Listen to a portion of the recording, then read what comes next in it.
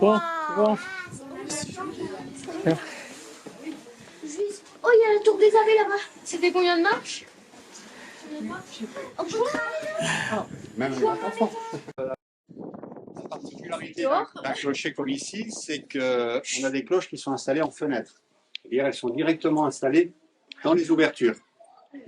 Mais pourquoi il y a des traces des mots qui sont placés? Alors, les gens qui, à l'époque, devaient venir sonner, qui ont laissé leurs inscriptions. Donc, il y en a une ici, là, pardon. On la voit bien, 1849. On est sur des cloches qui balançaient, dans ce qu'on appelle une volée. Sauf qu'ici, il n'y a que celle-ci qui est restée avec son équipement d'origine, puisqu'on voit encore la roue de volée, mais qui n'est plus en capacité de balancer. Les systèmes de fixation sont trop anciens et c'est un peu hasardeux de s'amuser à les faire balancer. Et c'est lourd ce genre de cloche? Celle-ci, elle fait 660 kg. Et la petite? Elle en fait 135. Et celle-ci, 350. Il y a une petite différence. Ah mais oui, ça se porte pas monter. bras, quoi. Mais comment ils ont fait pour le monter? Alors, ils sont passés, devine par où? Pour la montée. Hein? Non.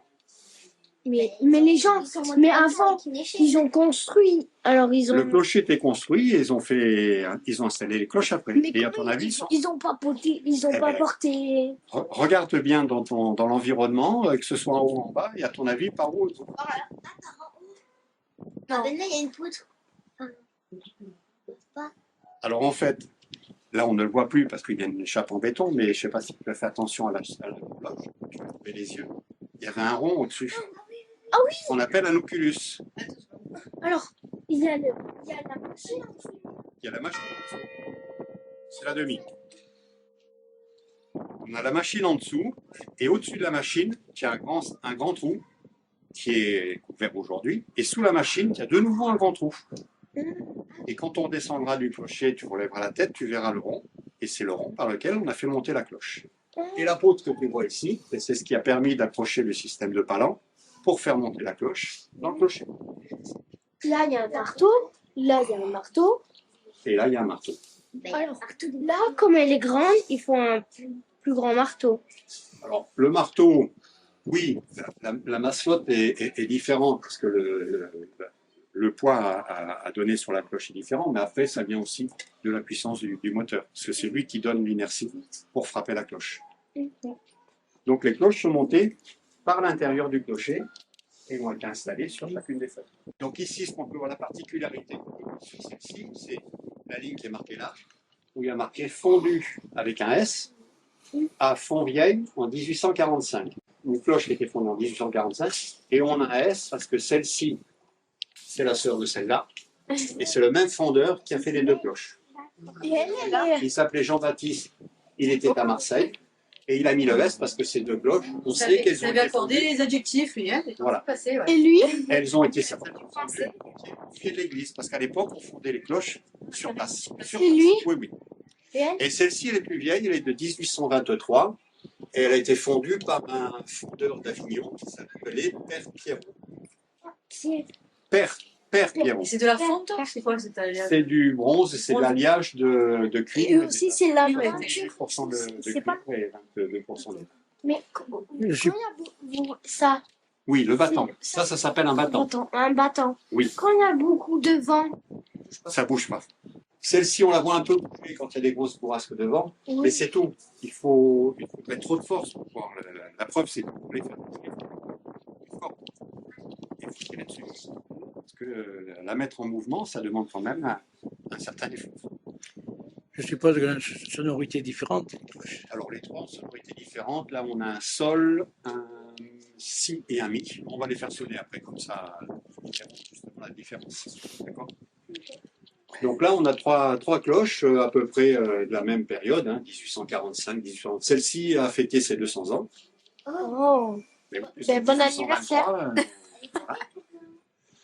Ah, les petites, mais la taille de la cloche, c'est en fonction de la note que l'on veut obtenir. Donc au plus elle est grosse, au plus on a un son. Ça, c'est pas alors ça s'appelle un battant. Oui, mais c'est pas un peu trop long pour que ça tape après. Alors non, parce qu'en fait, ce qui tape, c'est la boule ici. Ça c'est ce qu'on appelle une chasse. c'est ce qui permet d'équilibrer le battant dans sa frappe. Alors le battant, il vient frapper dans la partie la plus large de la cloche, c'est-à-dire ici. D'ailleurs, on le voit ici, on a le point de frappe. Alors qui est plus large que le point, parce que c'est le battant, il a cette partie ronde qui vient frapper et qui, à force, laisse sa marque, puisque il y a quand même une usure. Hein, c'est quelque chose qu'il faut surveiller, parce que si l'effet est trop fort, après, on diminue l'épaisseur de la matière et ça peut la rendre plus fragile. Mais le point de frappe, il est ici. Si on frappe plus bas ou si on frappe plus haut, on a un risque de casser la cloche. Elle se fêle ou elle-même elle se casse. C'est arrivé, hein, des cloches qui se cassent parce qu'on les faisait trop sonner. En période de libération, il y a des cloches qui ont été cassées parce que les gens ils sont allés tellement franchement que... Voilà. Donc ça, c'est le point de frappe de la cloche. Ça, c'est le battant. Et vous avez la particularité, vous voyez, c'est qu'on a un trou. Sur quasiment chaque battant, on a un trou. Parce qu'en fait, avant, les gens, quand ils faisaient sonner, soit ils les activaient avec la corde, soit ils venaient ici, et avec des cordes, des crochets, ils fixaient les battants, et à ce moment-là, ils faisaient ce qu'on appelle du carillonnage. Donc, ils tiraient pour amener le battant sur la cloche, et comme ça permettait de pouvoir jouer. Bon, là, 3 cloches, je ne sais pas ce que ça pouvait donner, mais... Ah ben non, parce que si, on ne fait que tirer. Il n'y a pas de danger, la cloche, elle ne bouge pas. Si la cloche, elle se casse. Ah, ben si elle se casse, ben ça dépend comment elle se casse. Si elle se fêle, on la remplace. Oui, mais si il y a des morceaux qui tombent en bas, là. Ah ben tu sais, il n'y a pas que des morceaux, des fois il y a des battants qui peuvent tomber aussi. Parce que... Ah ben faut pas soulever en dessous. Faut pas soulever en dessous, parce qu'un battant comme ça doit faire 25 à 30 kilos, et vu la hauteur...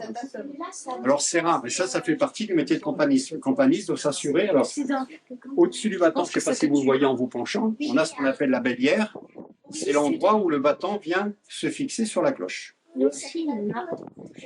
Voilà. Et au-dessus de la bélière, on a le système d'accroche avec un baudrier, qui est une pièce métallique, et dessous, on a une pièce de cuir pour donner de la souplesse au battant.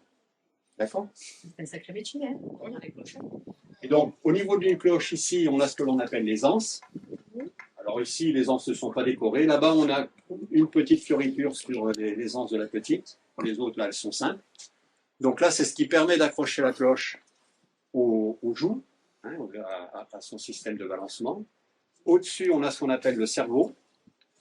Donc c'est la partie haute qui est ici. Là, c'est la partie qu'on appelle l'épaule. Ensuite, toute cette partie-là, c'est ce qu'on appelle la robe. Le point ici, c'est la faussure. Et là, on a le point de frappe, on appelle ça la jupe. Voilà. Et on peut retrouver le nom du fondeur juste au-dessus de la faussure. Là, ici, il a mis sa signature, hein, donc Jean-Baptiste, fondeur à Marseille. Père Pierron, en plus de sa signature, il a ce qu'on appelle la marque du fondeur. C'est ce que vous voyez ici. Là. La petite cloche dans son rond, c'est son logo, c'est sa marque. Une frise, hein, là, on a plutôt un décor végétal avec raisin et feuilles de vigne. Bon, il faut savoir qu'à l'époque, c'était payant, c'est Plus on en mettait, au plus voilà. c'est cher, d'accord. Et bien souvent, ce qu'on retrouve, c'est sur une face, on a le Christ en croix. Et de l'autre côté, on a la Vierge à l'enfant. Voilà. Là aussi, je crois qu'on voit le Christ de ce côté-là, si je ne me trompe pas. Oui, c'est le Christ. Ouais. C'est le Christ. Et les inscriptions, alors là ici c'est pas le cas, étonnamment. Bien souvent dans les inscriptions on a le nom du parrain de la marraine, parce que bien souvent les cloches étaient financées et les personnes qui faisaient un don étaient parrain marraine de la cloche. Voilà. Là ici on est sur l'inscription plutôt latine, celle-ci est dédiée à Saint-Pierre. Saint-Pierre protégez-nous. La deuxième elle est dédiée à Saint-Éloi. Et la petite, alors c'est simple, en inscription, c'est Ad Gloriam Dei. C'est en latin. À la gloire de Dieu. Mais là, c'est... Alors, la petite, oui. Elle, c'est de Dieu. Elle, c'est... Saint-Éloi et Saint-Pierre. Et Saint-Pierre. Bien souvent, les noms qu'on a sur les cloches, comme ça, c'est dédié à l'église. Si on a l'église Saint-Pierre, on a une cloche qui est dédiée à Saint-Pierre. Voilà. Ok. Bon, vous voulez entendre? Oui. Allez. Attends, on fait sonner.